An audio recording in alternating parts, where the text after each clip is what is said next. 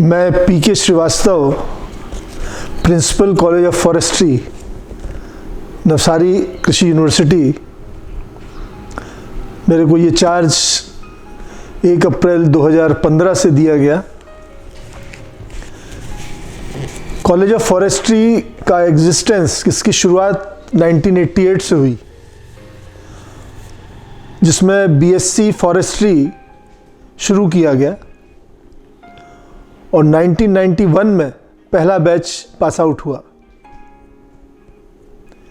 1993 में MSc program, MSc in forestry शुरू हुआ और धीरे धीरे बढ़ते हुए 2006-07 में पीएचडी इन फॉरेस्ट्री की शुरुआत हुई। ये जो कॉलेज ऑफ फॉरेस्ट्री है, इसको Indian council of agricultural research और Indian council of forestry research and education, ये दोनों ही ऑर्गेनाइजेशंस हमारे कॉलेज को मान्यता देते हैं। Indian council of forestry research ICFRE की एक्रेडिटेशन रिपोर्ट में college of forestry Navsari agriculture university India के पहले 3-4 कॉलेजेस में आता है। इसकी रेटिंग A* की है। इसका कारण है कि हमारे कॉलेज में हमारी स्ट्रेंथ, इंफ्रास्ट्रक्चर फैसिलिटीज़ जो हैं वो काफ़ी अच्छी हैं। हमारे पास में वेल क्वालिफाइड स्टाफ है। ज़्यादातर स्टाफ PhD है, इक्का दुक्का जो है वो भी अभी PhD कर रहे हैं। इस कॉलेज में 4th डीन्स कमेटी के हिसाब से रिक्रूटमेंट हुआ 2010 में, जिसमें 35 फैकल्टीज अपॉइंट हुई और 1 प्रिंसिपल की पोस्ट। तो टोटल स्ट्रेंथ जो फैकल्टी की है वो 36 की है, जो देश में और किसी जगह पे नहीं है। इसीलिए हमारी फैकल्टी स्ट्रेंथ अच्छी है। और एक और ख़ास बात, इस कॉलेज में कॉस्मोपॉलिटन फैकल्टी है। सभी स्टेट्स से लोग यहाँ पर हैं। अच्छी फैकल्टी सभी स्टेट्स से रिप्रेजेंट करती है, जो कि एक स्ट्रेंथ है। अभी जो स्टूडेंट्स का इंटेक है वो 66 का है, 66, जिसमें ICR के भी बच्चे जो ICR से क्वालिफाई करके आते हैं वो भी एडमिशन पाते हैं। अंदाजित 10, तो 56 की स्ट्रेंथ गुजरात स्टेट से बच्चों की है यहाँ पर। बीएससी फॉरेस्ट्री के लिए जो क्वालिफिकेशन है एडमिशन की, वो फिजिक्स, केमिस्ट्री, बायोलॉजी का 60% और 40% जो है वो गुजसेट एग्ज़ाम में जो मिलते हैं, इन दोनों का 60 और 40 के रेशो प्रमाण में यहाँ एडमिशन होता है। बच्चे जो बाहर से हैं, दूसरे स्टेट से हैं, वो प्रेफर करते हैं नवसारी को। ये जो हमारी स्ट्रेंथ है उसको देखते हुए, और उसमें एक एडिशन होता है कि एक one of the safest campus देश में, one of the safest campus है, और खासकर लड़कियों के लिए।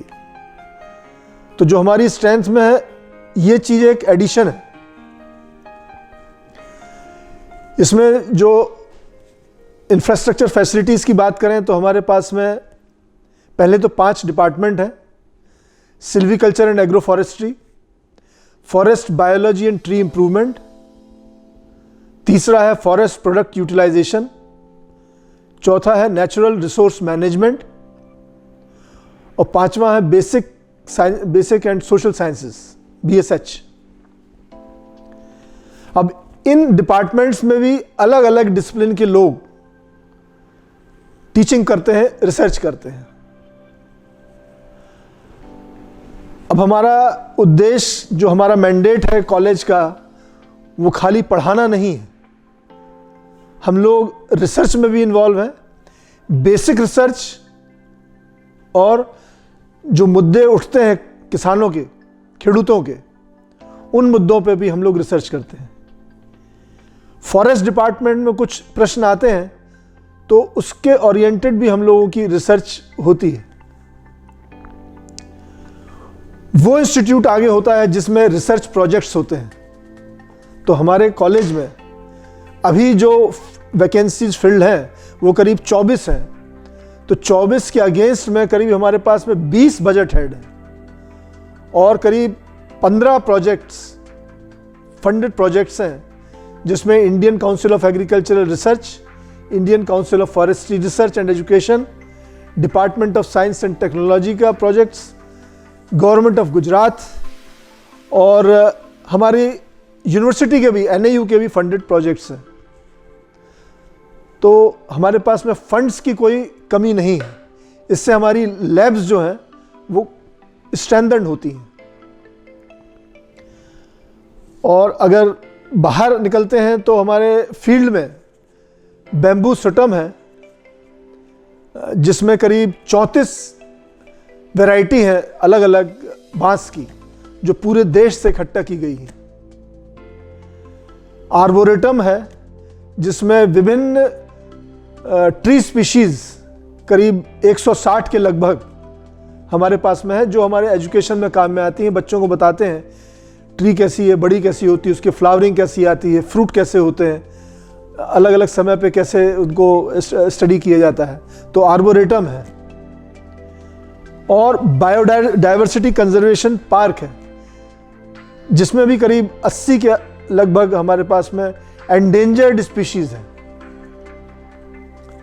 इसके अलावा medicinal and aromatic nursery commercial level पे भी और बच्चों को बताने के लिए भी, जो एग्रो फॉरेस्ट्री का एक पार्ट है, FPU का पार्ट है, फॉरेस्ट प्रोडक्ट, जो जंगल की विभिन्न जातियां हैं उनके बीच में जो मेडिसिनल प्लांट्स होते हैं, उसके बारे में जानकारी यहाँ मेडिसिनल एरोमेटिक नर्सरी में हम लोग देते हैं। और इसके अलावा हमारे पास ब्लॉक प्लांटेशंस हैं। टीक का ब्लॉक प्लांटेशन है, मिलिया डूबिया का प्लांटेशन है, ब्लॉक प्लांटेशन कैजुरिना का है, यूकेलिप्टस का है। और इसके अलावा हमारे पास में aqua agro horti forestry model है, जो दांडी के नज़दीक में एक फार्म है, हम लोग PPP मोड पे लिया हुआ है, उस फार्म पे हम लोग इस पे भी काम कर रहे हैं। हमारे पास जो अलग अलग लैब्स हैं उसमें एनवायरमेंटल साइंस की लैब है, soil and plant analysis lab है, remote sensing and GIS laboratory है, फॉरेस्ट बायोलॉजी का टिश्यू कल्चर लैब है, बायोटेक्नोलॉजी लैब है, जो बहुत ही एडवांस लैब्स हैं और इसमें सारे अच्छे इक्विपमेंट्स अवेलेबल हैं।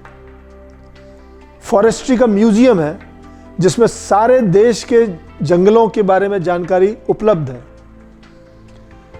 और जो हमारा बच्चों का प्रोग्राम है 4 सालों का, इसमें बच्चों को एक्सपोजर दिया जाता है विभिन्न जंगलों के। पूरे देश में हमारे नॉर्थ इंडिया में जाते हैं, सेंट्रल इंडिया में विजिट करते हैं, तो जंगलों की अच्छी जानकारी बच्चों को होती है।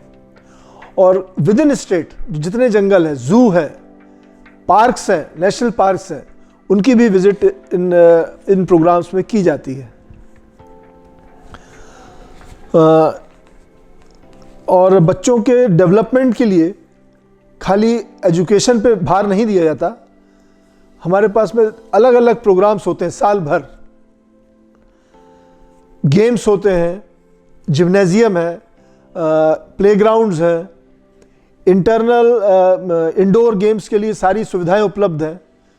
चेस से लेके बैडमिंटन, टेनिस, सारी चीज़ें, सारी फैसिलिटीज़, बॉडी बिल्डिंग के लिए सारे साधन उपलब्ध हैं। अच्छे हॉस्टल्स हैं, 30-36 अगर बच्चे आते हैं तो हमारे पास में करीब 90 की स्ट्रेंथ का हम लोग अकोमोडेट कर सकते हैं 30 रूम में। बॉयज़ हॉस्टल UG का अलग है, PG का अलग है, लड़कियों के लिए अलग हॉस्टल है। और विद इन कैंपस बैंक है, पोस्ट ऑफिस है, पास में बाज़ार है। तो जो अलग अलग प्रांतों से बच्चे आते हैं तो उनके लिए सारी सुविधाएं जो हैं वो कैंपस में उपलब्ध है और हमारे कॉलेज में भी उपलब्ध है। हमारे पास में लाइब्रेरी बहुत अच्छी है, यूनिवर्सिटी लाइब्रेरी भी है और हमारे कॉलेज की लाइब्रेरी भी है और डिपार्टमेंटल लाइब्रेरीज भी हैं जिसमें सारी बुक्स अवेलेबल हैं और इंटरनेट फैसिलिटीज़ है, हॉस्टल्स में भी है, कॉलेजेस में भी है, तो जिससे बच्चे चाहे कहीं से भी अपना सब्जेक्ट मैटर डाउनलोड कर सकते हैं, पढ़ सकते हैं।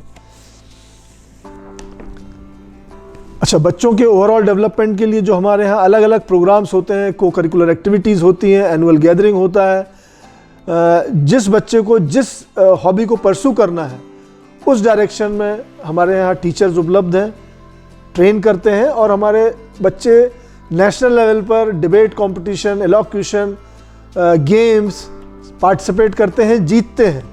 जो बायोडाइवर्सिटी से रिलेटेड, एनवायरनमेंट से रिलेटेड क्विज़ होती हैं उसमें पार्टिसिपेट करते हैं। अलग अलग दिन मनाए जाते हैं, जैसे forest day, independence day, Republic day तो मनाया ही जाता है, सॉइल डे, हेल्थ डे, मतलब ये अलग अलग दिन जो मनाए जाते हैं उसमें बच्चों को प्रोत्साहन दिया जाता है, वो पार्टिसिपेट करते हैं। तो हमारे कॉलेज की अच्छी स्ट्रेंथ होने के कारण लोगों की इंटरेस्ट है, लोग यंग स्टाफ है और वो अपने अपने फील्ड में नेशनल लेवल पे रिकग्निशन पा रहा है। तो ये सारी स्ट्रेंथ है हमारे कॉलेज ऑफ फॉरेस्ट्री की और आशा करते हैं कि ये स्ट्रेंथ पे हम लोग खेलते हुए आगे आने वाले दिनों में हम और इनको प्रोत्साहन देंगे और बच्चों को जो जॉब अपॉर्चुनिटीज़ है, अभी फ़िलहाल मान लीजिए स्टेट गवर्नमेंट में कुछ हम लोगों को सहूलियतें दी गई हैं और आगे और नेशनल इंटरनेशनल लेवल पे बच्चे जा सकें और जा रहे हैं विभिन्न देशों में पढ़ने के लिए, हायर एजुकेशन के लिए, रिसर्च के लिए। इंडस्ट्री भी ले जाती है और नेशनल लेवल पे NGOs जो काम करते हैं उनमें भी कुछ बच्चे जाते हैं। तो अच्छे बच्चे अच्छी तैयारी करते हैं, उनके लिए कोई रिस्ट्रिक्शन नहीं है। हमारे पास प्रोजेक्ट्स हैं, उनमें भी अनेक बच्चे senior research fellow, junior research fellow इसमें एंगेज होते हैं और बाद में वो एज ए रिसर्च में या टीचिंग में आगे दूसरी यूनिवर्सिटीज़ में भी सिलेक्ट होते हैं। तो आशा करते हैं कि ये प्रयास हम लोगों का चालू रहेगा और अभी 10 साल से हम लोगों की जो फुल स्ट्रेंथ है, आगे आने वाले समय में और अच्छा हमारे बच्चे करेंगे, स्टेट को और देश को एक अच्छे फॉरेस्टर देंगे। धन्यवाद।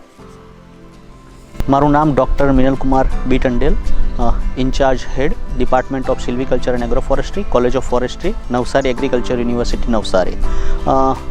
અત્રેની મહાવિદ્યાલય ખાતે વર્ષ 2013-14 અંતર્ગત development of bamboo resource centre મંજૂર થયેલ હતો, જે યોજનાના મુખ્ય ઓબ્જેક્ટિવ્સ એટલે જે છે એ ઓબ્જેક્ટિવ્સની અંદર વાંસની વિવિધ પ્રજાતિઓનું ખેડૂતોની અંદર વૈજ્ઞાનિક વ્યવસ્થાપન, વૈજ્ઞાનિક માહિતી આપવી। એ બીજો ઓબ્જેક્ટિવ એ હતો કે આપણે બેમ્બુનું લાર્જ સ્કેલ ઉપર પ્રોડક્શન કરી અને તે દરેક ખેડૂતો સુધી આપણે પહોંચાડી શકીએ। ત્યારબાદ એના જે વિવિધ અલગ અલગ પ્રજાતિઓ છે તે અલગ અલગ પ્રજાતિઓમાંથી આપણે વિવિધ પ્રકારના આર્ટિકલ બનાવી અને માર્કેટની અંદર વેચી શકીએ।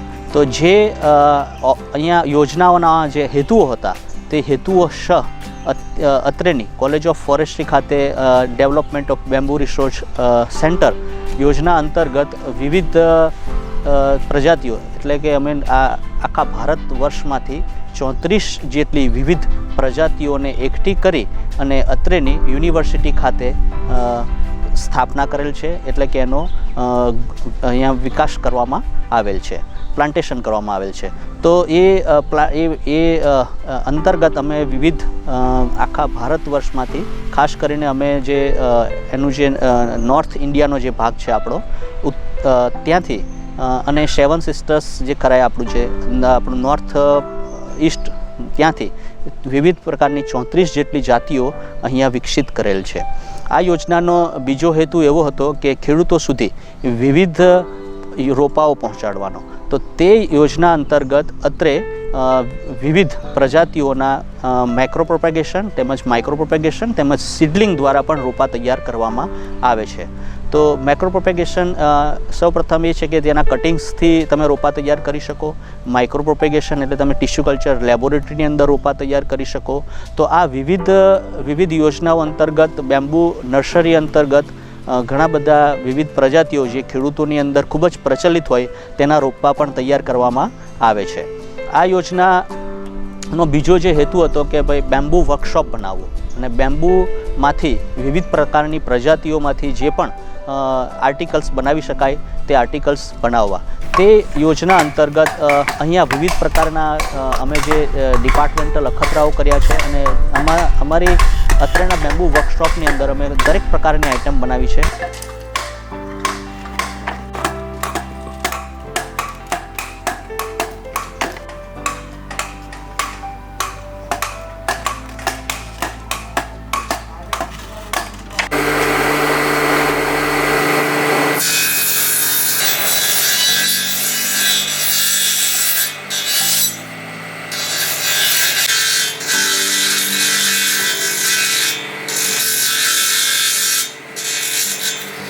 ચાહે એ ફર્નિચરને લગતી હોય, ફર્નિચરમાં અમે સોફા બનાવ્યા છે, આ હિંચકા બનાવ્યા છે, ખાટલા બનાવ્યા છે, ત્યારબાદ ખુરશી બનાવી છે.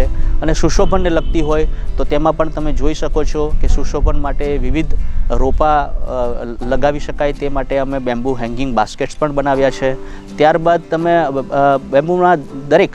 બેમ્બુમાંથી અમે દરેક પ્રકારની આઇટમ બનાવી છે. બેમ્બુમાંથી અમે ડસ્ટબિન પણ બનાવી છે, બેમ્બુમાંથી અમે ડાઇનિંગ ટેબલ પણ બનાવ્યા છે. એટલે એમ કહી શકાય કે આ તમને જે મનમાં આવે એ દરેક પ્રકારની વસ્તુ તમે વાંસમાંથી બનાવી શકો છો.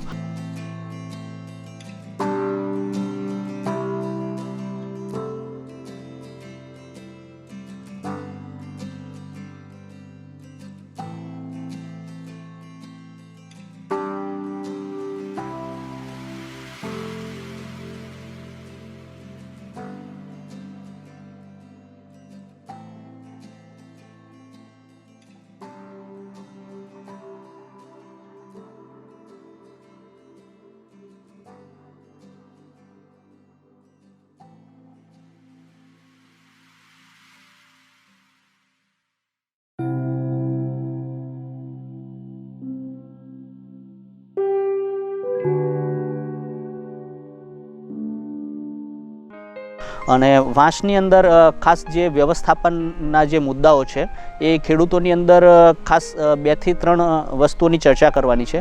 તો ખાસ કરીને એનું જે વાવેતર છે એ વાવેતરની અંદર આપણે 2 થી 3 મહત્ત્વની બાબત ધ્યાનમાં રાખવાની છે. ખેડૂત મિત્રો, જ્યારે આપણે વાંસને ખૂબ જ નજીક લગાવી દઈએ છીએ, જ્યારે આપણે શેઢાપાડાનું ધોવાઈ જતાં અટકાવવા હોય અથવા શેઢાપાડા પરથી આપણે જાનવરોને આવતા અટકાવવા હોય તો આપણે 1 બાય 1 મીટર અથવા 2 બાય 2 મીટર પર વાવેતર કરવું જોઈએ, જેથી ટૂંકા સમયગાળાની અંદર ત્યાં ઝુંડ બની જશે ને ત્યાંથી કોઈ પણ પ્રકારના પ્રાણીઓની આવી શકશે નહીં. ત્યારબાદ જો આપણે મોટું એગ્રો ફોરેસ્ટ્રી અંતર્ગત જો આપણે વાવેતર કરવું હોય તો એગ્રો ફોરેસ્ટ્રી અંતર્ગત વાવેતર કરવા માટે આપણે 7 બાય 7 મીટરનું અંતર પર વાવેતર કરવું, જેથી કરીને જ્યારે બાંબુનું ઝુંડ મોટું થશે એટલે કે આપણે 5 વર્ષ પછી પણ એની અંદર ખૂબ જ સરળતાથી આપણે વિવિધ પ્રકારના જે પણ શાકભાજી પાકો લેવા હોય, ધાન્ય પાકો લેવા હોય, તમામ પ્રકારના પાક આપણે લઈ શકીએ છીએ. તો મિત્રો આ યોજનાનો એક પણ હેતુ હતો. તે યોજના અંતર્ગત અમે રંભાસ ફાર્મ ખાતે એક બેમ્બુ બેઝડ એગ્રો ફોરેસ્ટ્રી મોડલની સ્થાપના કરેલ છે અને એની અંદર અમે બેમ્બુની સાથે બીજા એ જ વિસ્તારના જે ટિમ્બર એટલે કે જે ફર્નિચરમાં વપરાતા હોય એવા વૃક્ષોની અમે ત્યાં પસંદગી કરી અને ત્યાં એની રોપણી કરેલ છે. એ વૃક્ષોની અંદર અમે રક્તચંદનના રોપા પણ લગાવ્યા છે, ત્યાં આગળ મહોગનીના રોપા પણ છે. તો આ રીતે બેમ્બુ અને ત્યાં જે સ્થાનિક પાકો એટલે ત્યાં નાગલી જે થાય છે એ નાગલીના પાકની પણ ઉત્પાદન મેળવવામાં આવે છે. અને ખાસ કરીને અમારી નવસારી એગ્રીકલ્ચર યુનિવર્સિટીમાં અમે જે વિવિધ પ્રકારના રોપાઓ ઉગાડ્યા છે, હવે એ રોપાઓમાંથી પણ અમે હાર્વેસ્ટિંગ કરી અને વિવિધ પ્રકારના પ્રોડક્ટ્સ બનાવવાનું ચાલુ કર્યું છે. Thank you. ખૂબ આભાર. नमस्कार, मैं doctor Laxmikant Behera, assistant professor silviculture, college of forestry Navsari agriculture university में काम कर रहा हूँ। ये जो आप नर्सरी देख रहे हैं ये plan project regeneration techniques for lesser known and threatened tree species of south Gujarat के अंदर डेवलप किया गया है। इसमें हम 15 ऐसे स्पीशीज सिलेक्ट किए हैं जो कि थ्रेटेंड है और लेसर नन है साउथ गुजरात में और पूरा इंडिया में ऐसे स्पीशीज़ को हम सिलेक्ट किए हैं। और इसमें हम जो 15 स्पीशीज़ है जैसे कि रोहन, सैमिडा फेब्रिफुगा, खाटी चामल, बावनिया मालाबेरिका, मेलियोसा टोमेंटोसा, स्टोरकुलिया यूरेंस, फिर मालेटस फिलिपाइनेंसिस, ऐसे 15 स्पीशीज़ हमने सिलेक्ट किए हैं। और उसमें उनका नेचुरल फॉरेस्ट में उनका स्टैंड स्ट्रक्चर स्टडी करेंगे, नेचुरल रीजनेशन स्टडी करेंगे। बाद में साथ साथ हम उनका सीड कलेक्शन करेंगे। सीड कलेक्शन में उनका मॉर्फोमेट्रिकल कैरेक्टरिस्टिक्स, सीड कैरेक्टरिस्टिक्स स्टडी करेंगे। साथ में उनका स्टोरेज डिफरेंट कंडीशन में स्टोरेज करेंगे। फिर स्टोरेज कर रहे हैं, फिर उनका वायबिलिटी स्टडी कर रहे हैं और जर्मिनेशन स्टडी कर रहे हैं। और उनका जो सीड कलेक्शन होता है उसको नर्सरी में हम रेज करते हैं, लेकिन इजीली ये रेज नहीं होता है, इसलिए हम डिफरेंट मेथोडोलॉजी टेक्निक अडॉप्ट कर रहे हैं। तो उस हिसाब से इनको हम डिफरेंट मीडिया में रेज कर रहे हैं, मीडिया में जर्मिनेशन मीडिया में रेज कर रहे हैं, फिर नर्सरी में ग्रोथ स्टडी ले रहे हैं। तो ये जो प्रजाति है, जो थ्रेटेंड स्पीशीज़ है, ये इजीली जर्मिनेशन इनका नेचुरल रीजनेशन होता नहीं है, इसलिए ये थ्रेटेंड कंडीशन में फॉरेस्ट में आ गए हैं। और इनको बचाव करने, इनको नेचुरल कंडीशन में इनको कंजर्व करने के लिए हम ये टेक्नोलॉजी डेवलप कर रहे हैं। और इसमें से हमने काफ़ी हद तक सक्सेस भी हुए हैं, जैसे कि मालेटस फिलिपाइनेंसिस, मेलियोसा टोमेंटोसा, रोहन, सैमिडा फेब्रिफुगा, बाहुनिया मालाबेरिका, ऐसे स्पीशीज़ में हम सक्सेस, अभी जर्मिनेशन में सक्सेस मिल रहा है, उनका ग्रोथ में भी सक्सेस मिल रहा है। धन्यवाद, थैंक यू।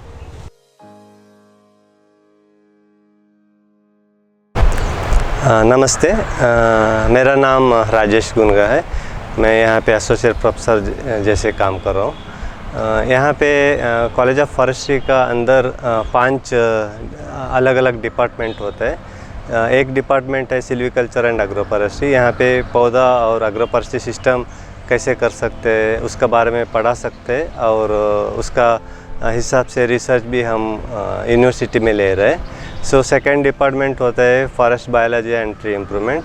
यहाँ पे अलग अलग स्पीसीज़ का उसको ट्रायल अच्छा ग्रोथ होने का, सिलेक्शन होने के लिए क्या चाहिए, उसका related research work PG students as well as faculty research यहाँ पे चल रहे हैं। तीसरा डिपार्टमेंट है forest products and utilisation. So यहाँ पे अलग अलग पौधा को कैसे तरह से हम यूज़ कर सकते हैं, सो उसका बारे में हम ट्रायल करते हैं, टीचिंग करते हैं, और पीजी स्टूडेंट्स का research as well as faculty का रिसर्च भी करते हैं। इसमें नॉन टिम्बर फॉरेस्ट प्रोडक्ट्स भी होता है, मेडिसिनल एंड एरोमेटिक प्लांट्स का भी होता है। और दूसरा अनदर डिपार्टमेंट है नेचुरल रिसोर्स मैनेजमेंट में। सो यहाँ पे भी अलग अलग डिपार्टमेंट का रिसोर्सेस हम कैसे यूज़ कर सकते हैं, माटी कैसे यूज़ कर सकते हैं, पानी कैसे यूज़ कर सकते हैं, कितना क्वांटिटी पानी यूज़ करना चाहिए, कौन सा टाइप सॉइल यूज़ करना चाहिए, और अलग अलग प्रॉब्लम होता है तो उसको कैसे सॉल्व कर सकते हैं, पौधा बनाने का टाइम, नहीं तो ट्री प्लांटिंग करने का टाइम, ये सब रिसर्च के बारे में, नहीं तो स्टूडेंट्स को थ्योरेटिकल एस्पेक्ट और प्रैक्टिकल एस्पेक्ट में, और फैकल्टी का रिसर्च का एस्पेक्ट में हम काम कर सकते हैं। यहाँ पे forest biology and tree improvement का अंदर हम अकेसिया हाइब्रिड का प्लांटेशन लिया गया है। ये अकेसिया हाइब्रिड प्लांटेशन अकेसिया अरिकुलिफॉर्मिस और अकेसिया मैंजियम दोनों मिला के उसको हाइब्रिडाइजेशन किया है एक प्राइवेट कंपनी ने, सो पेपर मिल ने। सो वहाँ से हम अच्छा क्लोन्स लेके आया है। साउथ गुजरात कंडीशन में उसका ग्रोथ कैसे हो जाएगा और अच्छा हो गया तो फार्मर्स के लिए बेनिफिट हो जाएगा बोल के हम वो क्लोन्स लेके आया है। ये पूरा प्लांटेशन आप देख रहे हैं वो अराउंड 5.5 ईयर का ओल्ड प्लांटेशन है। सो इसमें अच्छा 8 क्लोन्स में 3-4 क्लोन बहुत अच्छा ग्रोथ परफॉर्मेंस कर रहे हैं साउथ गुजरात कंडीशन में। इसका अलावा हम कैलोफिलम मिनोफिलम गुजराती में उंडी बोलते हैं, एक्चुअली बाहर से हम मंगवाए। यहाँ पे गुजरात में ये कैलोफिलम मिनोफिलम प्लांट्स नहीं होते हैं। ये वेस्टर्न घाट का रीजन में कोस्टल एरिया में ये पौधा आते हैं। उस कारण से हम गुजरात में भी इंट्रोड्यूस किया है और अलग अलग केरला से, महाराष्ट्र से, कर्नाटक से उसका मटेरियल लेके आया है। यहाँ पे उसका ग्रोथ कैसे होगा उसका बारे में हम स्टडी कर रहे हैं। यहाँ पे भी फ़ोटो देखने के बाद आपको लगता है यहाँ पे भी अच्छा आ रहा है ये कैलोफिलम मिनोफिलम। इसका अलावा हम अलग अलग मेडिसिनल प्लांट्स का ट्रीज भी होगा और प्लांट्स छोटा छोटा प्लांट्स भी होगा, हर्बेशियस प्लांट्स भी होगा।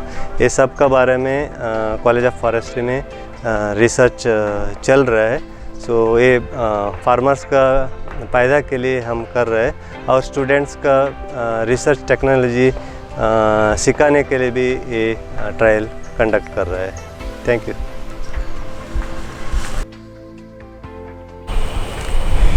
નમસ્કાર, હું doctor Narendrasinh Thakur, assistant professor agroforestry, વાનિકી મહાવિદ્યાલય, નવસારી એગ્રીકલ્ચર યુનિવર્સિટી. આજે આપણે અહીંયા એક્સપિરિયન્સર લર્નિંગ યુનિટ માં બતાવવા માટે એના અભ્યાસ કરતા જે વિદ્યાર્થીઓ છે એના બાબત જાણકારી આપીશ. આ એક્સપિરિયન્સર લર્નિંગ યુનિટ જે છે ઇન્ડિયન કાઉન્સિલ ઓફ એગ્રીકલ્ચરલ રિસર્ચના ગ્રાન્ટ મળેલી હતી. આ ગ્રાન્ટ 72.5 લાખની ગ્રાન્ટ હતી. એના ગ્રાન્ટમાં આપણે આ યુનિટ ઉપર મિસ ચેમ્બર, ગ્રીન હાઉસ અને પોલી હાઉસ બનાવેલા છે. તો આ છેલ્લા વર્ષમાં જે વાનિકીના વિદ્યાર્થીઓ અભ્યાસ કરતા છે એ લોકોને પ્રેક્ટિકલ એક્સપિરિયન્સ આપવા માટે કે ફોરેસ્ટ્રીમાં જે આપણે ઝાડ ટ્રીઝ જે ઉગાડીએ છીએ એના વ્યારણથી લઈને વ્યારણ ભેગા કરવા, પછી એના ટ્રીટમેન્ટ કરવા અને છોડ ઉછેરવાના આખા જે છે એક્સપિરિયન્સ, પ્રેક્ટિકલ એક્સપિરિયન્સ જે છે આ વિદ્યાર્થીઓને આમાં આ યુનિટમાં આપવામાં આવે છે. તો આમાં આપણે કંટ્રોલ કન્ડિશનમાં તૈયાર કરવા માટે કે આખું વર્ષ આપણે જે છે છોડ ઉછેરી શકીએ છીએ, એની પ્રોપેગેશન કરી શકીએ છીએ. તો એમાં મિસ ચેમ્બર કંટ્રોલ કન્ડિશનમાં આવે છે. તો આમાં ટેમ્પરેચર, હ્યુમિડિટી અને પાણીની જે પૂર્તિ છે એ ઓટોમેટિક ચાલે છે. અને જેમ હું કીધું કે કંટ્રોલ કન્ડિશનમાં આપણે છોડ ઉછેરી શકીએ છીએ. તો આમાં આખું વર્ષ શિયાળા હોય, વરસાદ હોય કે ઉનાળા હોય તો આમાં આખું વર્ષ આપણે પ્રોપેગેટ કરી શકીએ છીએ. આ એક્સપિરિયન્સલ લર્નિંગ યુનિટ ઉપર આપણે બે તરીકાથી જે છોડ છે એને ઉછેરીએ છીએ. એક બિયારણથી, તો બિયારણથી જેટલા બી આપણે કમર્શિયલ અને બીજા એવેન્યુ ટ્રી છે, એવેન્યુ ટ્રી એટલે કે રોડ સાઇડ પ્લાન્ટેશન માટે સીડલિંગ જે છોડ જે છે ઉછેરીએ છીએ. તો આમાં વિદ્યાર્થી જે અભ્યાસ કરતા છે આ બિયારણ ભેગા કરવાથી લઈને બિયારણની ટ્રીટમેન્ટ, એની પ્રોસેસિંગ, ત્યારબાદ એની મીડિયાની મિક્સિંગ, પોલીબેગમાં એને મીડિયા ભરવાનું અને આ બધું ઓપરેશન જે છે એ પોતે વિદ્યાર્થી કરે છે.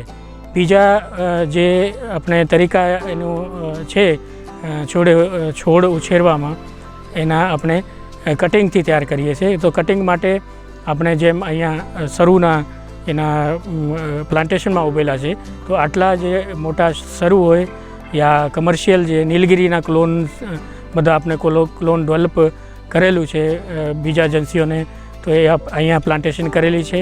અને માલાબાર નીમ છે એના પણ આપણે એ માલાબાર નીમના પણ આપણે કટિંગથી છોડ તૈયાર કરતા છે અહીંયા. તે એના માટે આપણે જ્યારે પ્લાન્ટેશન કર્યા પછી એને હેજિંગ જેને આપણે કહીએ છીએ કે જ્યારે 1.5 વર્ષ યા 3 વર્ષનું એની ઝાડ જે છે ત્યાર થઈ જાય ઉંમરના હોય તો એને આપણે પછી અમુક હાઇટથી 1.5 ફૂટ કે 2 ફૂટ જમીનથી ઉપરની હાઇટ ઉપર એને કાપી નાખીએ છીએ, હેજ કરી નાખીએ છીએ. તો એના સ્ટેમમાંથી નવી જે છે શૂટ નીકળે છે અને શૂટમાંથી આપણે કટિંગ એને ટ્રીટમેન્ટ કરી કટિંગ કર્યા પછી એને ટ્રેમાં મિસ ચેમ્બરમાં પ્રોપેગેશન કરવામાં આવે છે. તો એ જેટલા બી અહીંયા છોડ તૈયાર વિદ્યાર્થીઓ કરે છે આમાંથી 50% આવક જે છે આપણે વિદ્યાર્થીઓમાં વિતરણ થાય છે કે જેટલી એમાં ખર્ચા કાઢીને પછી નેટ ઇન્કમમાંથી 50% જે છે વિદ્યાર્થીઓને આપવામાં આવે છે. ધન્યવાદ. નમસ્તે મિત્રો, હું દિલેશ્વર નાયક, આસિસ્ટન્ટ પ્રોફેસર કોલેજ ઓફ ફોરેસ્ટ્રીમાંથી બોલું છું. આ આપણે જે આગ્રો ફોરેસ્ટની વાત આપણે સાઉથ ગુજરાતમાં શું કામ જરૂર છે, એના માટે શું કરીએ આપણે, એના માટે હું એક ઝાડ જે છે જેમાં ઓલ ઇન્ડિયા અને આપણે સીતળથી લઈને આપણે આખો હિમાલય ફૂટહિલ સુધી જે મળી શકે એવું ઝાડ આપણે જોગાયેલા છે, જેમાં સાઉથ ગુજરાતમાં એ ઓછું દેખાય છે. એના માટે આપણે જે ટ્રીની સાથે આપણે ક્રોપ્સ જે કહીએ કે આપણે ધાન કે આપણે ઘઉંને જે વાવી શકે એવી આપણે વસ્તુ આપણે સિલેક્શન કર્યા છે, જેમાંથી આપણે ટ્રી સાથે એની અંદર આપણે ગ્રો કેવી કરી શકીએ એનું આપણે એ પ્રયત્ન કરીએ છીએ. અને આપણે એ ઝાડ આપણે જે પસંદ કરીએ છીએ એનું નામ છે ઓડુસો કરીને ગુજરાતીમાં કહેવાય, ઇંગ્લિશમાં આઇલાન્થસ એક્સેલ્સા કહેવાય છે.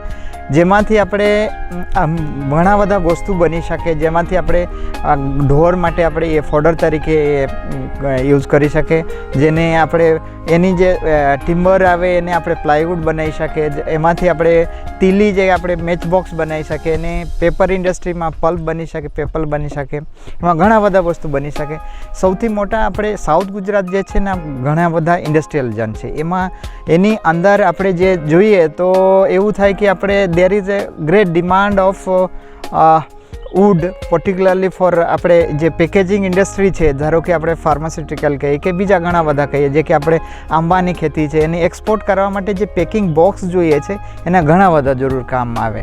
એને જે એવું આપણે જે ઝાડ પસંદ કર્યા છે એના માટે આપણે ખાસ એ પરિપૂરણ કરી શકે. અને એને ઘરનું નાના વસ્તુ જે હોય એ વડે આર્ટેન્સિલ્સ હોય યા ફર્નિચર એ બધી બી આપણે એમાંથી નાના લાઇટ વેટ વસ્તુ આપણે બનાવી શકે છે.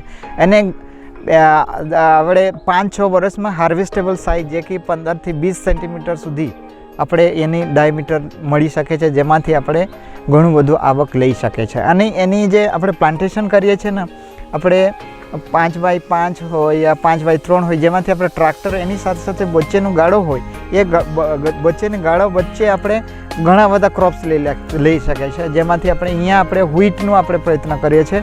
જે વ્હીટ આપણે ઘઉં કહીએ એની આપણે વિન્ટર સિઝનમાં આપણે ઘઉં વાવીએ છીએ અને વરસાદ ટાઈમે રાઈસ વાવીએ છીએ.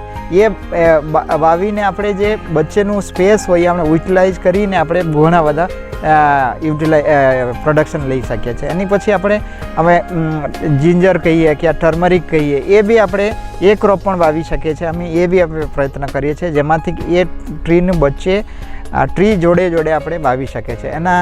એની લીધે આપણે એ ટ્રાયલ ચાલે જ છે. આપણે 2-3 વર્ષ પછી આપણે અને આમાં 3જું વર્ષ ચાલે છે, અને એની અમે હાર્વેસ્ટેબલ થઈ જાય તો એમાંથી ઘણું બધી અમે જે ઇકોનોમિક્સ કહીએ એ મળી શકે. એના માટે આપણે ખૂબ પ્રયત્ન ચાલે છે. અને એ ઝાડ નોર્થ ગુજરાતની બાજુ, સૌરાષ્ટ્ર બાજુ એ બધું બહુ ચાલે છે. અને આપણે સાઉથ ગુજરાતમાં લાગે છે કે આ હવે 5-6 વર્ષનું ઝાડ છે, એની અંદર 16 to 20 સેન્ટીમીટર સુધી ડાયામીટર વધી શકે છે, અને આપણે ઘણી બધી આવક કરી શકે છે. એના માટે એ પ્રયત્ન છે, એના ટ્રાયલ છે. અને પછી જે પાણીનું છે, આપણે ખરાબ પાણી છે, એ ખરાબ પાણી ધારો કે વધારે ઇસ્યુ હોય, જેમાંથી આપણે એ પાણીને અમે લગાવીને એ યુઝ કરીને આપણે વાવેતર કરી શકીએ. ને જેમાં કે ઝાડની હોય કે આપણે જે ક્રોપ હોય, ઘઉં એ ભાત હોય, એમાં બી આપણે આરામથી કરી શકીએ. અને એના માટે આપણે જમીનનું સારું રહે એના માટે આપણે એ પ્રયત્ન કરી છે, જેમાં કે આપણે પંદડા પડે અને ન્યુટ્રિયન્ટ મળે, ખાતર મળે, એને ઓછું એક્સટર્નલ જે કેમિકલ ફર્ટિલાઇઝર ઓછું લાગે એના માટે આપણે પ્રયત્ન ચાલુ છે. એનું આપણે ઓછું ઇનપુટ કરીને વધારે આપણે આવક થઈ શકે એની આપણે પ્રયત્ન ચાલુ છે. અને આ માટે આપણી એ પ્રયત્ન છે, એના માટે થેન્ક યુ. અને ઓકે. નમસ્કાર, આ અમારું ફોરેસ્ટ પ્રોડક્ટ્સ એન્ડ યુટિલાઇઝેશન વિભાગ છે. આની અંદર અમે વુડ અને નોન વુડ એમ બે પ્રકારની ફોરેસ્ટ પ્રોડક્ટ્સ ઉપર અમે કામ કરીએ છીએ. વુડ પ્રોડક્ટ્સની અંદર સોલિડ વુડ છે, કમ્પોઝિટ વુડ છે, પલ્પ એન્ડ પેપર છે. આના ઉપર અમારું રિસર્ચ ચાલતું હોય છે. વુડ અને કમ્પોઝિટ વુડની અંદર અમે એની ફિઝિકલ, કેમિકલ, થર્મલ, એનાટોમિકલ અને મિકેનિકલ પ્રોપર્ટીઝ ઉપર પણ અમે કામ કરીએ છીએ. અને અમે તેના જે જુદા જુદા સેક્શન હોય છે એનામાં અમે પણ અમારું રિસર્ચ ચાલતું હોય છે.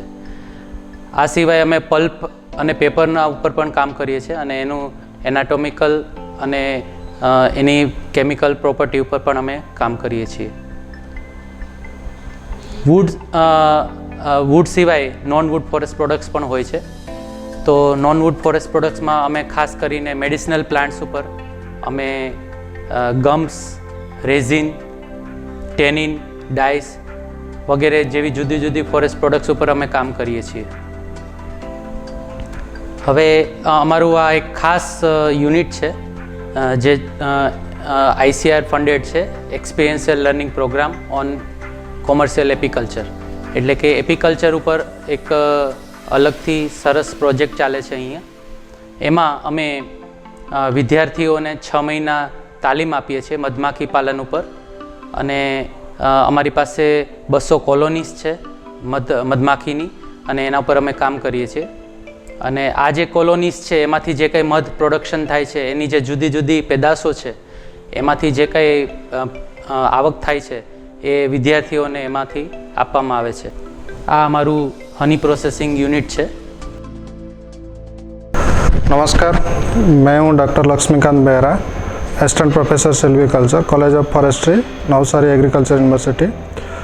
मैं हमारा ये जो लैब है फॉरेस्ट मेंसुरेशन लैब, जो कि department of silviculture and agro forestry में प्रेजेंट है, इसमें जितने भी इंस्ट्रूमेंट है, जो भी हमारा मिनिमम रिक्वायरमेंट है, वो मैनुअल हो या लेजर इंस्ट्रूमेंट हो, सारे अवेलेबल है. जिसमें ये हम ट्री पैरामीटर बहुत सारे मेजरमेंट करते हैं, जो कि जैसे डायमीटर, गार्थ, हाइट, अपर स्टेम डायमीटर, फॉर्म, फिर range finder, spacing between tree species. तो ट्री का जितने भी पैरामीटर हम मेजरमेंट करने की ज़रूरत है, वो सारे इंस्ट्रूमेंट हमारे पास अवेलेबल है लैब में, जो कि हम मैनुअली भी मेजरमेंट कर सकते हैं और साथ में हम लेज़र टेक्नोलॉजी बेस्ड इंस्ट्रूमेंट भी यूज कर सकते हैं. लेज़र में हम देखने जाए, जैसे कि आप देख रहे क्राइटेरियन डेंड्रोमीटर है, इसका हम यूज मल्टीफंक्शनल पर्पज़ के लिए यूज करते हैं. स्टार्टिंग फ्रॉम DBH और upper stem diameter at any height of a tree in any condition by using laser technology. और ये इंस्ट्रूमेंट इतना करेक्ट मेजरमेंट देता है इन एनी कंडीशन. सिमिलरली और जो भी हाइट में अपर स्टेम डायमीटर मेजरिंग इंस्ट्रूमेंट है, जैसे कि व्हीलर पेंटाप्रिज्म है, स्पाइजल रिलास्कोप है, ये सारे मैनुअल इंस्ट्रूमेंट है. हमारे पास हमारा लैब में ट्री हाइट मेजरिंग इंस्ट्रूमेंट में मैनुअल इंस्ट्रूमेंट है और उसमें लेज़र इंस्ट्रूमेंट भी है. जैसे कि मैनुअल में हम रबी अल्टीमीटर, रबी मल्टीमीटर, अवनीस लेवल, क्राइसन सिप्सोमीटर, स्मिथ सिप्सोमीटर, ये सारे इंस्ट्रूमेंट, स्पाइजल रिलास्कोप, ये सारे मैनुअल इंस्ट्रूमेंट अवेलेबल है. जबकि लेज़र टेक्नोलॉजी में हमारे पास true pulse range finder, vertex laser with geo और वर्टेक्स लेज़र हिप्सोमीटर अवेलेबल है.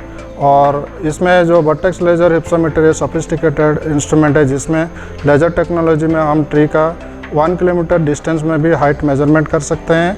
इन एनी कंडीशन में ये मेजरमेंट कर सकते हैं.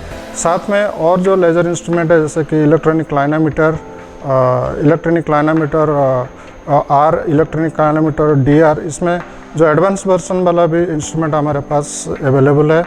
इसके अलावा जो डायमीटर मेजरमेंट करना है उसमें हम Mantax blue caliper, Mantax black caliper, digital caliper और साथ में हमने डिजिटेक प्रोफेशन कैलिपर लिया है, जिसमें हम डिजिटेक प्रोफेशन कैलिपर में हम ऐसे मैनुअली ट्री का डायमीटर मेजरमेंट कर सकते हैं, लेकिन इसमें हमें नोट डाउन करने की ज़रूरत नहीं है। इनबिल्ट मेमोरी रहता है ये इंस्ट्रूमेंट में, जिसमें हम ट्री का डायमीटर ऑटोमेटिक वो फीड करके स्टोर कर लेता है। तो ऐसे और इंस्ट्रूमेंट देखने जाए हमारे पास लक्स मीटर, फिर GPS increment borer, GRS densitometer, ऐसे बहुत सारे इंस्ट्रूमेंट अवेलेबल है। નમસ્કાર, મારું નામ doctor Minal B Tandel, incharge head silviculture and agro forestry department, college of forestry Navsari, કૃષિ યુનિવર્સિટી નવસારી. અત્રેની કોલેજ ઓફ ફોરેસ્ટ્રી ખાતે આર્બોરેટમની સ્થાપના કરવામાં આવેલી છે. આર્બોરેટમ સ્થાપના પાછળના હેતુઓ વિદ્યાર્થીઓના અભ્યાસ દરમિયાન એ લોકોને જંગલોમાં જઈ અને તેનો અભ્યાસ કરવાનો હોય છે, પરંતુ આર્બોરેટમ એક એવી જગ્યા છે કે જે જગ્યા ઉપર અમે ગુજરાતમાંથી 108 જેટલી વનસ્પતિઓને લાવી અને તેઓનું ત્યાં પ્લાન્ટેશન કરેલું છે. આ આર્બોરેટમની સ્થાપના વર્ષ 1988-89 દરમિયાન કરવામાં આવેલી હતી અને એની અંદર અલગ અલગ આપણા જે ગુજરાતની અંદર જે વધારે પડતા જોવા મળતા હોય તેવા દરેક પ્રકારના વૃક્ષોને અમે લાવી અને અહીંયા એમનું રોપાણ કરેલ છે. ત્યારબાદ તેની અંદર નવા 10 જેટલા વધારેના વૃક્ષો કે જે એન્ડેન્જર્ડ છે અથવા જે અત્યારે આપણે આજની ભાષામાં સમજીએ તો જે એક્સટિંક્ટ થવાના આરે છે તેવા પણ સ્પીસીસ અમે ત્યાં લાવી અને તેઓનું વાવેતર કરેલ છે. ત્યારબાદ અમારી આર્બોરેટમ એટલે ઇન્સ્ટ્રક્શનલ ફાર્મ ઉપર નીલગિરીના બ્લોક પ્લાન્ટેશન છે. RKVY યોજના અંતર્ગત વર્ષ 2009-10 અંતર્ગત અમે ત્યાં સમગ્ર ભારતમાં થતા વિવિધ નીલગિરીના ક્લોન અહીંયા લાવી અને તેનું વાવેતર કરેલ છે. તેમાં ટોટલ 28 જેટલા ક્લોન અમે સમગ્ર ભારતમાંથી, જેમાં JK પેપર મિલ છે, ITC ભદ્રાચલમ છે, પ્યારેલાલ છે, એ સમગ્ર ઇન્સ્ટિટ્યૂટ પાસેથી અલગ અલગ ક્લોન લાવી અને તેનું અહીંયા વિગતવાર વાવેતર કરેલું છે. ત્યાંનો અભ્યાસ કરતાં અમારા દક્ષિણ ગુજરાત વિસ્તારની અંદર જે JK પેપર મિલના જે ક્લોન છે 413, JK 8007, એ ક્લોનનું ખૂબ જ સરસ વાવેતર, એનું ખૂબ સારું પરફોર્મન્સ મળેલ છે. ત્યારબાદ અત્યારે અત્રેની યુનિવર્સિટી ખાતે અમે કેજરીનાની અંદર પણ આ પ્રકારનું સંશોધન કરી રહ્યા હતા. તે સંશોધન અંતર્ગત ત્યાં કેજુરીના પણ વિવિધ પ્રકારના 7 જેટલા ક્લોન્સ અને એક સ્પીસીસનું વાવેતર કરવામાં આવેલ હતું. કેજુરીના જે આપણે જાણીએ છીએ શરૂ, જે આપણે સામાન્ય રીતે શરૂ તરીકે ઓળખીએ છીએ, તે શરૂ ખૂબ જ સરળતાથી અને સારી રીતે કોસ્ટલ એરિયામાં થઈ શકે છે. તે હેતુથી તેનું ક્લોનલ ઇવોલ્યુશન કરવામાં આવ્યું હતું. તેમાં બધા જ ક્લોન જે અલગ અલગ જગ્યાએથી અમે લાવેલા હતા તે સમગ્ર ક્લોન ખૂબ જ સારું પ્રદર્શન થયું છે. એટલે અમે એ બધા જ ક્લોન જે છે એનું રેકોમેન્ડેશન કરીએ છીએ. ત્યારબાદ અત્રેની ઇન્સ્ટ્રક્શનલ ફાર્મ ઉપર 16 જેટલી વિવિધ પ્રકારની પ્રજાતિઓ, એટલે જે દક્ષિણ ગુજરાતમાં ખૂબ જ પ્રચલિત હોય અને જેમાંથી ખેડૂતો ખૂબ જ સારી આવક મેળવતા હોય તેવા વૃક્ષોનું વાવેતર કરેલ હતું. એ વાવેતરની અંદર જે મોટાભાગના જે આપણે ટિમ્બરમાં વપરાતા હોય એવા જે લાકડા છે, એવા જે વૃક્ષો છે, એ વૃક્ષોનું ખૂબ મોટા અંતરે એટલે કે 10 by 2.5 મીટરના અંતરે વાવેતર કરેલ છે. જે આ અંતર પર વાવેતર કરવાનો ઉદ્દેશ્ય એ જ હતું કે તે અંતરની અંદર આપણે આંતરપાક લઈ શકીએ અને તેની અંદરથી આપણે વધારાની આવક મેળવી શકીએ. ત્યારબાદ બાકીના જે 6 જેટલી સ્પીસીસ છે એ 6 જેટલી સ્પીસીસને 4 by 4ના અંતર પર બ્લોક પ્લાન્ટેશનની અંદર વાવેતર કરવામાં આવેલું હતું. તો આ જે સમગ્ર વનસ્પતિ 16 પ્રકારની વનસ્પતિઓ હતી એ વનસ્પતિઓમાંથી સૌથી સારામાં સારું જે વિકાસ કહીએ આપણે તો એક બીઓ છે, એક આલ્બિઝિયા પ્રોસેરા છે, ત્યારબાદ અર્જુન છે, ત્યારબાદ કલમ છે. આ પ્રકારના વૃક્ષોનું ખૂબ જ સારું પરફોર્મન્સ મળેલ છે. અત્રે એ 16 પ્રકારના વૃક્ષોની અંદર શીશુનો પણ વિકાસ, સીસમનો પણ અમારે ત્યાં સારું વાવેતર થયેલું છે. અને શીશમના જો તમે વૃક્ષો જુઓ તો તમને ખ્યાલ આવે કે તમે જો નજીકમાં ક્લોઝ અંતર પર વાવેતર કરો તો તે પણ ખૂબ જ સરળ સીધા સ્ટ્રેટ ઉગેલા માલુમ પડેલ છે. ત્યારબાદ આ જે શરૂઆતના સમયમાં જે આ જે વૃક્ષો જે પ્લાન્ટેશન તમને કીધું 1988-89ના જે સમયગાળામાં જ્યારે એનું વાવેતર થયું હતું તે વાવેતર કરવા પાછળ જે વૈજ્ઞાનિકો હતા એ વૈજ્ઞાનિકોમાં ડૉક્ટર બીજી વશે રિટાયર્ડ પ્રોફેસર ફોરેસ્ટ્રી જે હાલ કેનેડામાં એસ્ટાબ્લિશ છે. ત્યારબાદ ડૉક્ટર નીતિન પટેલ છે જે હાલ અત્યારે શાકભાજી વિજ્ઞાનમાં ફરજ બજાવે છે. ત્યારબાદ ડૉક્ટર જયમીન નાયક છે જે અત્યારની NM કોલેજમાં ફરજ બજાવે છે. આ બધા વૈજ્ઞાનિકોના સહિયારા પ્રયાસથી વર્ષ 2088-89ની અંદર આર્બોરેટમની અંદર પ્લાન્ટેશન કરવામાં આવેલ હતું. Thank you.